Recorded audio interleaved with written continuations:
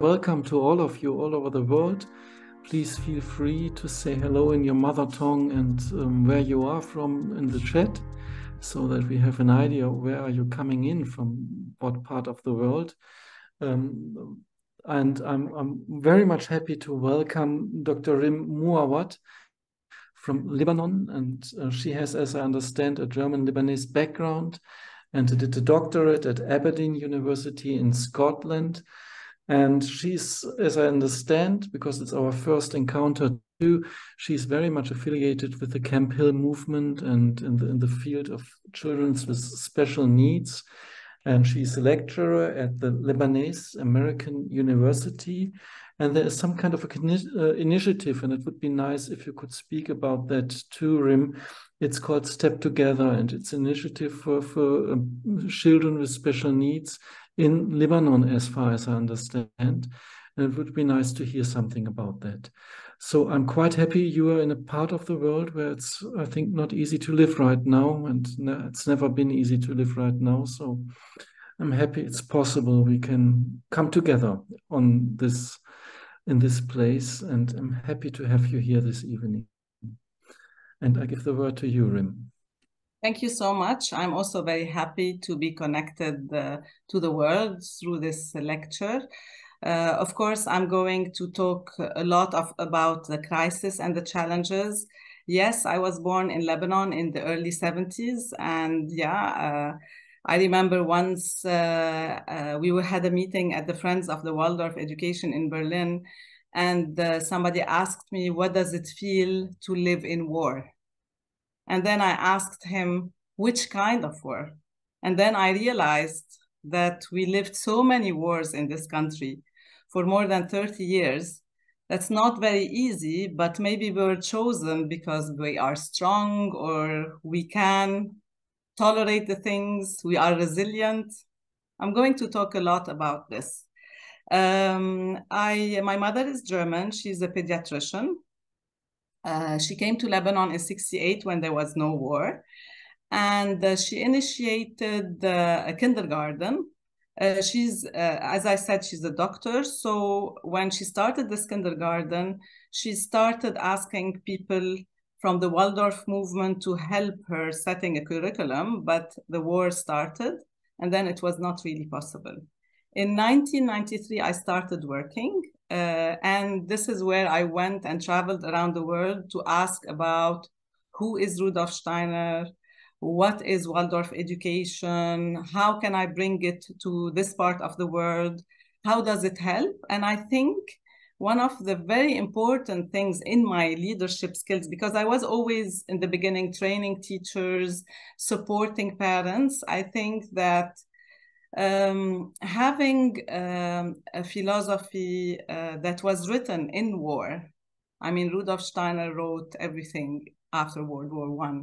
So I felt that, it was a very good, courageous step for us to say, yes, we know you live very difficult moments. We know it's not easy to live in war and economic crisis, but we also know that the whole philosophy of Waldorf education started in 1919. And even if it was very difficult, we managed, it managed to spread all over the world.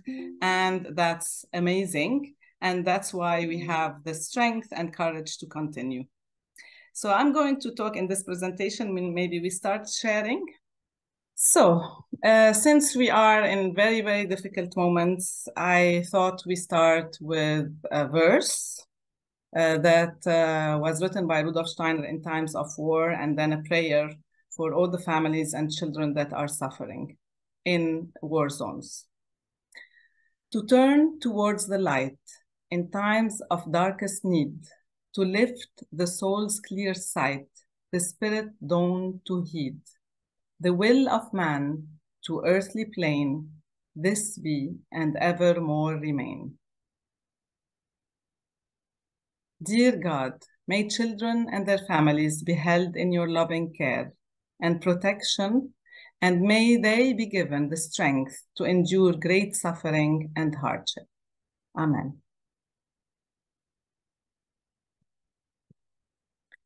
So my presentation today, I'm going to talk a lot about crisis, about how to lead in times of crisis. I'm going to take the case of Step Together because I've lived there and tried together with the people, the parents, the children, the suffering, how to continue and not to stop. So because we're doing something good for the future, and the conclusion.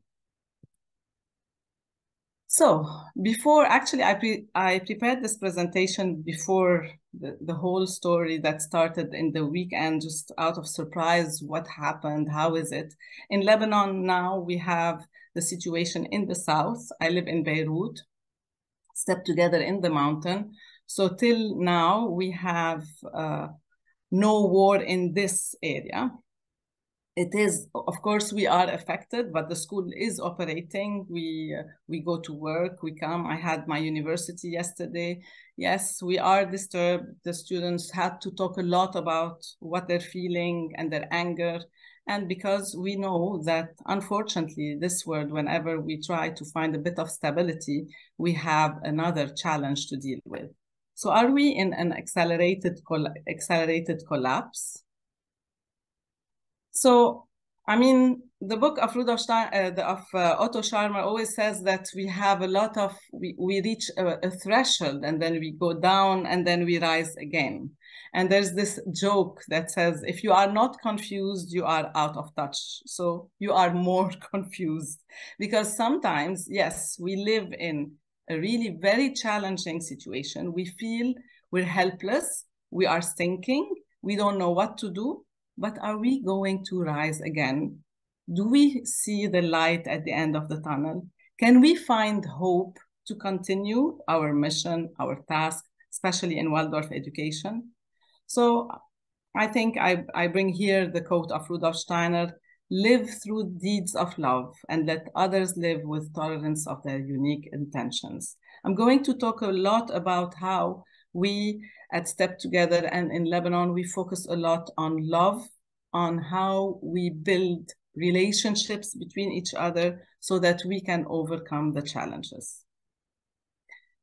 Crisis. What kind of crisis? Is it crisis of, economic? Is it political? Is it war? Unfortunately, this word is really having a lot of challenges. In Lebanon, in 2019, we started with the revolution.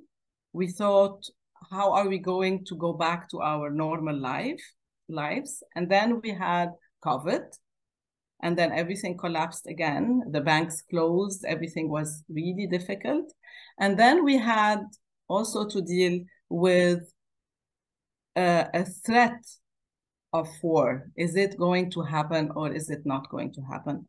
And of course, all over the world, we have the issue of nature, global warming. What is happening in our world? In schools, we have different kinds of levels. So we have sometimes problems with students, sometimes with challenges, if we want to say crisis, with students, with parents, sometimes with teachers, sometimes with the whole community. I was saying that we have this beautiful book of Schaffer. It's called Partnership of Hope, where he gives a lot of ideas of how to build a culture of leadership and service in Waldorf schools. So we have to understand what is happening in the schools. What kind of crisis are we experiencing in the schools? What is the community experiencing? Is it coming from the periphery to us, or is it coming from us to the periphery? How can we strengthen ourselves to deal with the challenges that come from outside? And this is what we always talk together in a community to try to find hope and overcome the challenges. So let's start with our first reflection. What are the challenges in your context? Maybe it might not be like the challenges in Lebanon with war and banks collapsing and government and corruption, but it might be other challenges and it might be other problems. And this is where we really need to see together or to discuss together how can we rise from the challenges we are in so that we don't sink. So are you ready for a first breakout room so that you can discuss a little bit the challenges in your own context? And do you feel you're sinking or you feel you are stable? Where are you today? So we're going to continue. So I was in one of the rooms and we explored other types of challenges. Of course, in every part of the world, you will have challenges different. Sometimes we have challenges that are not cultural. We are, as teachers, we feel it's too much for us. We're exhausted, we're tired, we have a lot of responsibilities. Sometimes we also have cultural differences that we cannot communicate, or the communication, the exchange between the people is a challenge. We're going to talk about how, when we are working in a Waldorf school, how we create a good spirit of communication between the different people. It doesn't mean that being in a very difficult, challenging country means that we have more challenges. Challenges are challenges, and we have to deal with them, and we have to find a solution for them so that we can be more productive in our work. So, and here we are. So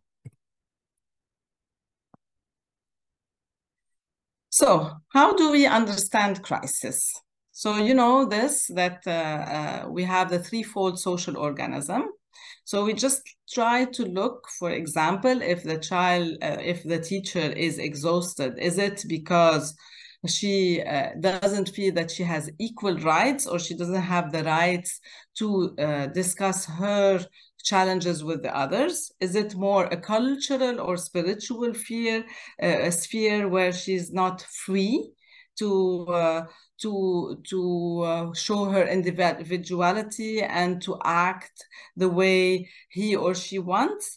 Or is it the economic sphere where the person who's working feels that he doesn't get enough, or somebody is getting more than this person? So I think usually when we look into a crisis situation, we need to understand that the crisis is related to three spheres. And if we look at the world today and we see what's happening when we have revolutions, when we have objections to the system, when we have people asking for more freedom, for more equality, for more fraternity, this happened everywhere in the world. And I'm sure this is also on an educational level in schools. And I'm going to show you the next slide that shows more about what is happening in Waldorf school community.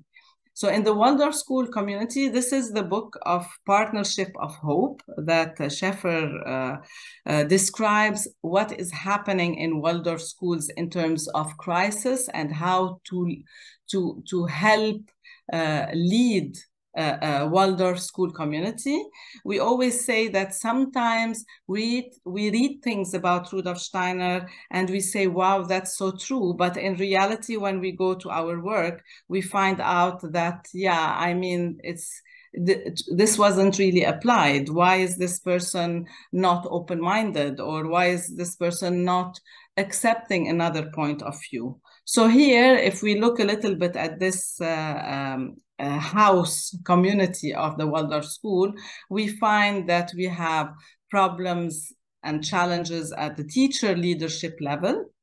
So are we respecting the individual of each person in the school and allowing some freedom? Or do we have more pride, dogmatism, exclusivity? Where is our school in this perspective, the pedagogical culture? Then we have the administrative leadership. So where are we in terms of democracy and equality? Is it clear each one's responsibility, each one's rights in this Waldorf school? And what happens if we have a lot of lack of communication, likes and dislikes, gossips in the community? This will also affect this part of the Waldorf school community. On the economic level, we have also the parents who are demanding, so who will ask us to do things that we might not accept or we believe should not be taken into consideration. And this is the fraternity. And sometimes, unfortunately, we have manipulations, we have control, we have power plays that will affect this process. So yes, we have a crisis on 3 levels.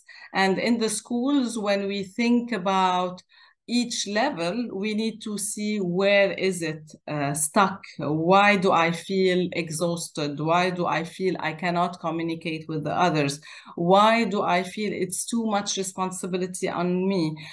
Do I feel I have freedom? Do I feel I have a good communication with the others? What is the situation in my school? And Schaffer also described it in a way that we have these threefold perspectives, and I'm going to show them to you. So we have the dialogue with the spirit. Are we really connected with our, do we discuss in our community, in the school, the common vision? Are we really, did we really communicate what do we want in our school? And the teacher culture, are we really in this phase, or we still have some challenges with this? Or also the dialogue with the people. Do we have equality?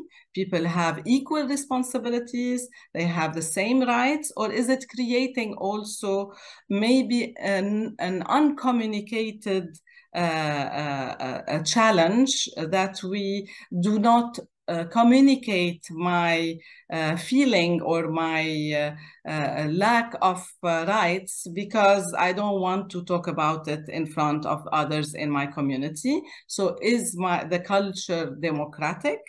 And the dialogue with the earth is more related to fraternity, to do we have the competencies, or do others have competencies? Are we there for the service of the school? Do we create a community, a culture that is based on service in our Waldorf schools? Another small reflection for 10 minutes. Okay, so what are the economic, cultural, political challenges in your country, in the school you're working with? When we talked about the 3 social organisms, how is it affecting you? Did you relate to some aspects I have just discussed now to the situation you are working in your community, in your school? So now we're going to talk about the U process of transformation, and just to be aware that sometimes when we are in crisis, we are in the denial. And it's always we always say, it's not my problem. So there is a problem in our school, there's a challenge maybe outside the school, might be economic, it might be cultural, it might be myself being exhausted, it might be other not really communicating with me in the right way, it might be not having my rights. And I would say, okay, I don't want to talk about it, I deny it, it's not my problem, I'm not going to be in this discussion of the challenge that's happening in the school. And this sometimes happens in meetings, that we have people who do not want to interfere and they deny the problem. The second stage is distancing. It's their fault, not mine. So I can say that it's not my problem and not to interfere, but I can also say that this is not my problem, it is their problem, not mine. And this is also not really dealing with the crisis situation that we are experiencing in a school to be able to find the solution. And the third, sometimes we say it's too late. You know, the school started long time ago and we always had the same challenge and it's coming and coming again and it's not in our hands and that's finished. It's too late. I can't do anything about it. So we can reach a stage of depression. We need to be aware of where are we in the challenges we're experiencing in the school. Are we in denial? Are we in distancing? Or are we in depression? And one of the things to look into the future is the fourth stage, where we have a deep sensing and a co-creativity, where we can decide that we can work together and do this. And that's the stage where sometimes that's healthy stage, where the community of the school, they sit together and they say, okay, let's see what's the challenge. Let's sit together and talk about it, and let's find ways to solve this issue in our school. So I'm still talking about the Otto Scharmer 4 stages, and now I'm going to go deeper into the fourth stage, which is the deep sensing and co-creating. And here, when I am in this situation, I stay in the moment. I am here, okay, I stay in the moment. This is the challenging here. I hold my gaze steady. I let go of the old to allow new possibilities and co-create. And that's not very easy. It's very easy to read, it's very easy to say, but it's not very easy to really go into this path in our school meetings or in our communication with our colleagues to find an answer or a solution to the challenge we are facing in our school, and how can we really act from this shared awareness of allowing new possibilities and co-creating something new. Now, going back to Schaffer, the partnership of hope, he mentioned the importance of mutual development, where we meet at deeper levels. When we're meeting, when we want to let go the past and we want to find new possibilities, we need to also experience bonds of brotherhood and sisterhood. We want to bring something positive in the decision making when we work together. And this has different layers, but this is a shared development that we have to take into consciousness and into responsibilities so that we can overcome whatever challenge it is, if it was the economic, if it was the rights, if it was a miscommunication, if it is the exhaustion feeling that I'm burned out, I can't anymore. How is it that we can work together to find solutions together and to be more positive in co-creating and developing something new? Now, when we read about leadership, there's something called selfless leadership, because usually when we are leading, of course, teachers are also leading their classrooms, they're leading the parents. I mean, in a way, they are leading the meeting with other teachers. How is it that when I am leading, what are the skills that I should work on myself to be able to have better leadership skills and to learn about more social skills on how to communicate without offending others, how to say what I have to say, to create an impulse or encourage others to work with me in the new decision, in co-creating a new possibility, in developing something new in the school.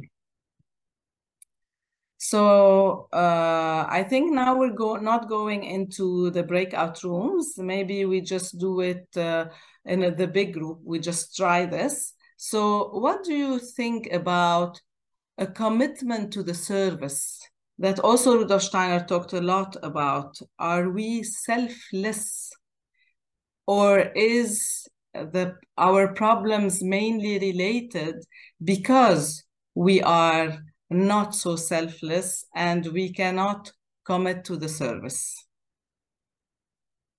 So we're going to be in the big room now, and maybe somebody can share an idea about selfless leadership.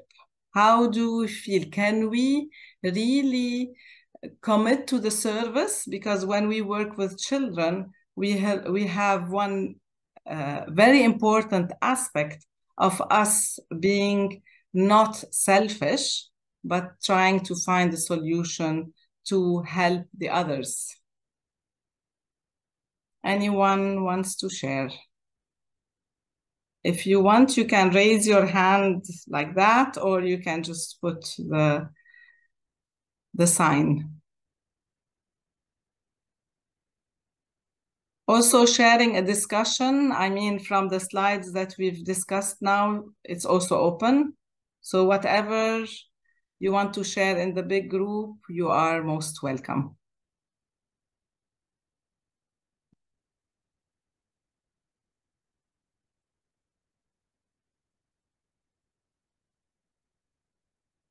I don't see hands, not yet. Laura, do you see hands?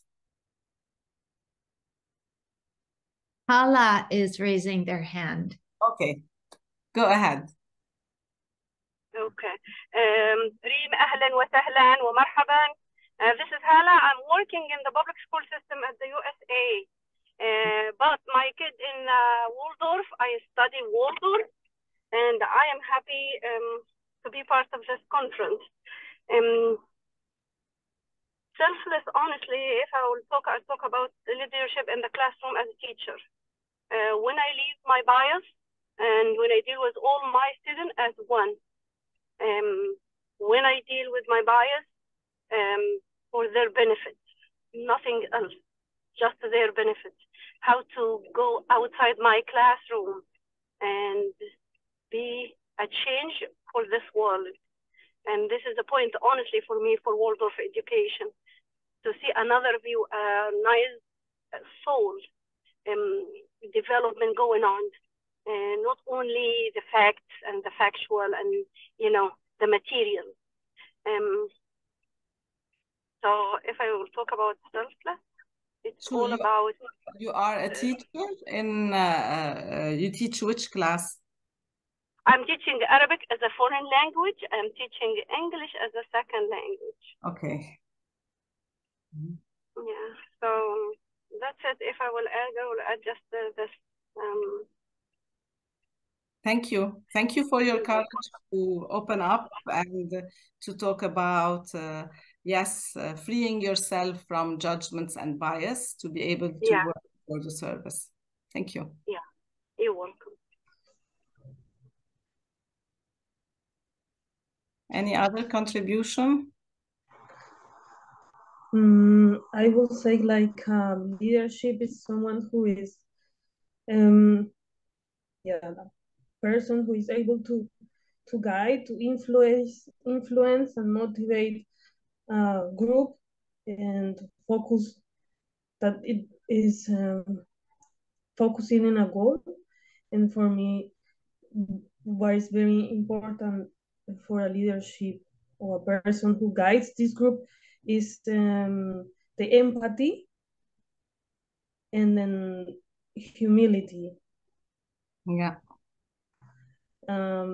That will be for me the most important thing to work as a leadership and be able to hear, to listen. Yes. Yeah. Thank you for that. So empathy, humanity, listening to each other, yes, and communication is really very essential. we could have another last contribution. There are two hands, Rim. This is Ah. Jill. She has been there. And Good. Dear, do you see it? Yeah. Okay. Yeah, so Jill? Hello, Rim. I think a very interesting aspect of selfless leadership is being willing to let go of everything that's your own. Yeah. Thank you. True. And that's not very easy. Thank you so much. And we have another last hand. Yeah, I just wanted to suggest that maybe becomes a bit clearer if we pinpoint it down to like not on an abstract level, but to a very precise or concrete question. Like, for example, a school community wants to build a new house, for example. How could selfless leadership move forward or be helpful in this context? And what would be a bad way as a leader, for example? And so, of course, the questions have to come up. Is it we need a building, but it's not my rooms where I'm going to teach, for example, like this, but just to think about what does the school community need, which rooms do we need for which colleagues, for which students, for which purposes, and so on. And so in this, when you go more on such a precise question, maybe it becomes a bit clearer then. Yeah, just as a suggestion. Yeah, sure. When we have a specific task, then we can look at the selfless leadership more. But sometimes it's also good to see the whole and come up with some impressions that everybody would have from his experience in the different Waldorf schools around the world. Thank you. You can also write your chats, actually. If those who don't want to write, they can also write in the chat. So let me see. It's also highly important to keep flexible and open to other ideas and perspective, and to cultivate trust and confidence among colleagues. Yes, these are, of course, very general. We have also, thank you, Cecilia. Room 7. Okay, we have something for those who are in room 7. I think you read the chat. Anything else? Okay, so we can continue. Yos has his hand up. Rim. Okay, I stop sharing. Oh. Okay, thank you. I don't want to interrupt, Rim. Please Yeah. continue. I can put it in later on, please. Yeah, you can. Just go ahead. Yeah, it was just one remark out of my perspective of doing teacher training in Germany. What I experience, there's all schools, they have a problem to find teachers. And I think this is not only a German question, it's all over the world. It's difficult to find teachers for the school. And at the same moment, there are only a few schools and who have established a system of welcoming new teachers, young teachers. So it's often a bit of an informal, maybe very nice way of welcoming. But I think young teachers, they also need formal support. And this is what's called in the professional world onboarding. And what I see, this highly motivated young teachers entering the school, and maybe they are, they have to deal with their first lessons and to deal with the children. Then they have to deal with the parents, and then there is the whole school. And what I ask myself, what kind of formal ways a world of schools have established that every single voice in a school at least can be heard, and that you can take measures, that there are young students or young teachers, they need something, and as an organism and as a community, we are willing to listen to them and maybe change our system so that they can find their place. The people who are a long time at the school, they have, so to speak, found their place. Maybe they are not happy, but they can arrange with their unhappiness sometimes. Yeah, whatever. So they can arrange in a community. And for the young people, is this the place where I want to be? And I often hear after 2 or 3 years, I like my job, but I don't like being in this system, because it's the community has not a structure for everyone developed to find his or her place. And this is something, together with the problem of having no teachers, it's difficult to find new ones and to give them a place where they can stay in their professional life. And this is a leadership question, of course, and I think we should have instruments for that. Exactly. I mean, you know, when they come to the school, sometimes they have expectations, sometimes they feel welcomed, sometimes they don't feel welcomed. So yes, we have this, we don't think we are just there in the school, and we have this community and we have the structure, and people come in and they just need to discover what is happening. And sometimes it's very hard for them. Or as you said, they like the children, they like the school, but they don't like the system. They don't like to participate in meetings. They don't want to say what they want because they don't feel still comfortable in the environment.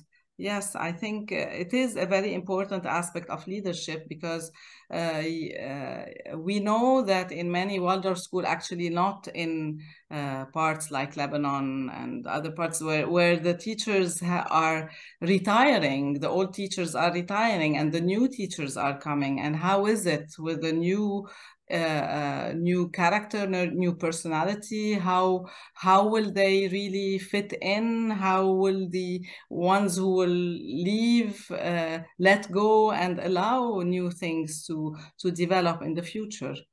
Yes, thank you for bringing this. Okay, so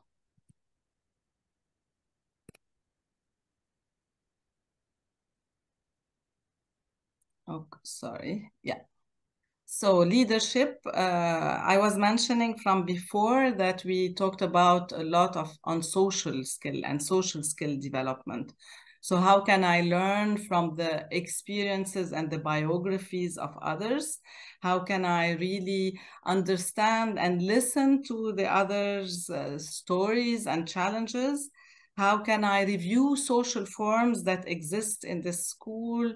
Is something stuck that is not really allowing others to develop and grow? Should I really review some of the decisions, the decision-making procedures in the school?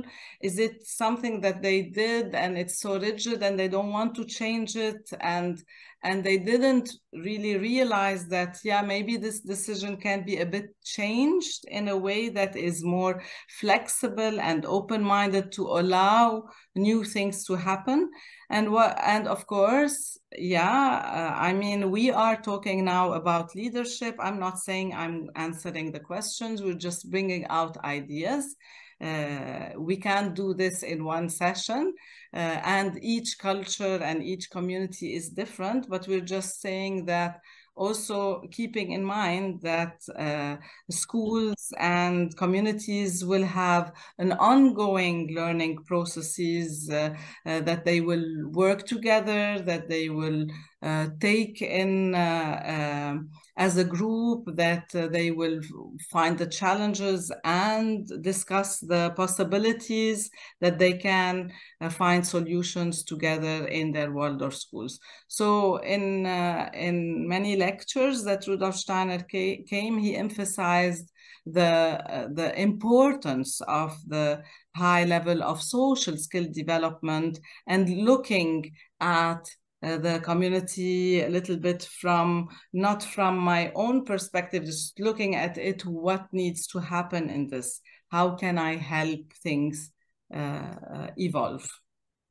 And of course, I go back to the book of A Partnership of Hope, where he says that things needs to be clear in a school. Are we all aware of the mission and vision of the school? Is everybody in the school, parents, teachers, I don't know, in our situation, we have therapists, we have counselors that are there. Do we all agree on the mission and vision of the community we live in?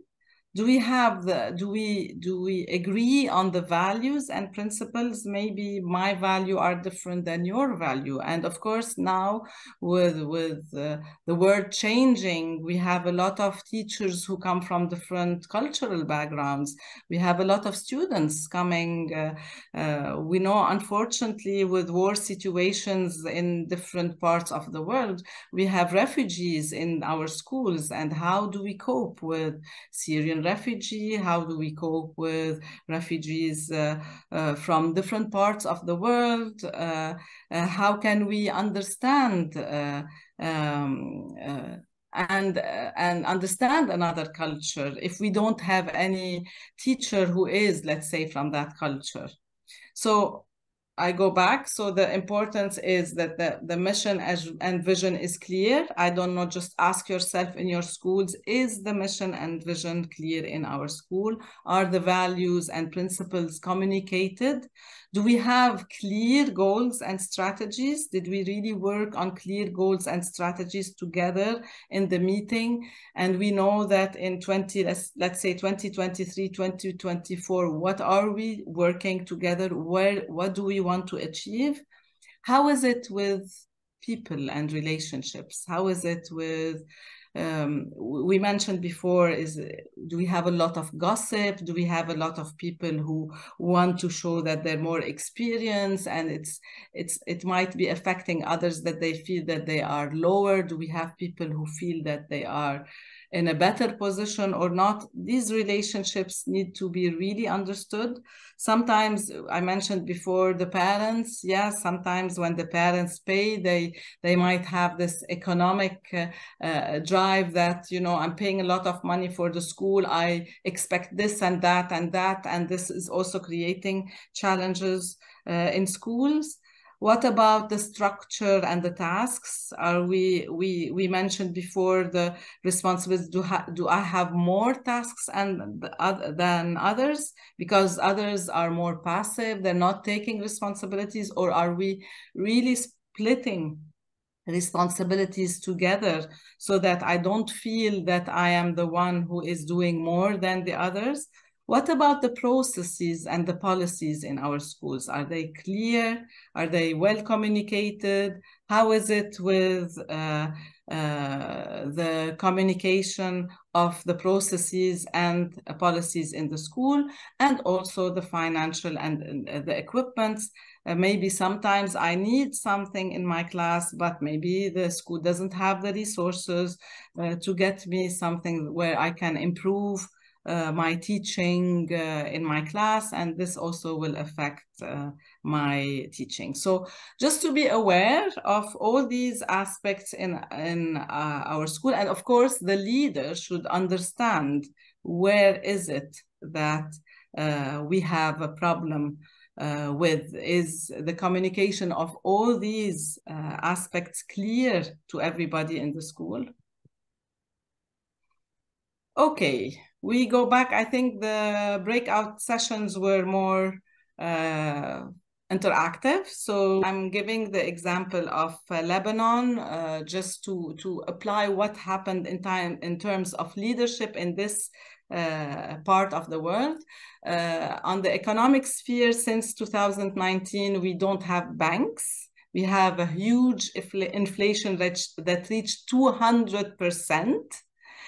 We have a lot of financial insecurity, and the country is not producing. So the economic sphere is really a big challenge today. The political sphere, I mean, in terms of rights in medical care, in equality, we have, unfortunately, after this collapse, a lot of economic gap. So we have the people who took advantage of all this situation with more corruption, and they became richer, and the middle class who became poorer, and this is creating also a lot of tension. The cultural sphere, we had an educational stagnations. A lot of schools couldn't operate. Now in 2022 and 2023, we have a lot of cultural life. Lebanon is a free country. We have a lot of art exhibitions. We have a lot of expression of people, what they live, because a lot of Lebanese, since the war started in the 70s, they traveled abroad and they came back with ideas from the West, from Canada, from the US, from Germany, from different parts of the world. So it's very rich in terms of diversity. And it also is not an Islamic country. It has Christian and Muslim people. So it's nice. It's very diverse. And this is an example of a state that has a lot of challenges, but we're surviving. And that's why we're here today, just talking about this, how we manage to lead a step together in these times of very, very difficult crisis. Actually, since 2020, we're working with emergency pedagogy to work a lot on trauma and trauma relief. And this is one thing that was developed with the teachers, because we know that the teachers also, they need a lot of healing, because they're working with the children, and the children will sense a lot if they are not really good with themselves, and they're not, and they have already a trauma. We have a beautiful campus that is ecological, that is holistic, and that is mainly for special needs students, so people with specific special needs. But in COVID, we received, we opened a kindergarten, a Waldorf kindergarten, and Jill Taplin is helping us in the training so that our teachers are qualified as early Waldorf education teachers. We already have the special education diploma that started in 2013. So now we have the 10 years of a teacher training program, because I believe the way I was leading Step Together was focusing a lot on teacher training. I felt that if I am in this part of the world and the people are not aware a lot of Waldorf education, what should be the start? And the start was mainly working on teacher training and respecting each unique individual. We are trying to be resilient and sustain, planting the seed and a new consciousness in this part of the world, to have a better future in the Middle East. And going back to Otto Scharmer, we want, this we can do, and we're talking about leadership with an open mind. If we're closed-minded, we don't want to hear, it doesn't work. Open mind is creating creative forces, curiosity, an open heart, and an open will, so that we can have courage to do things. No reflection.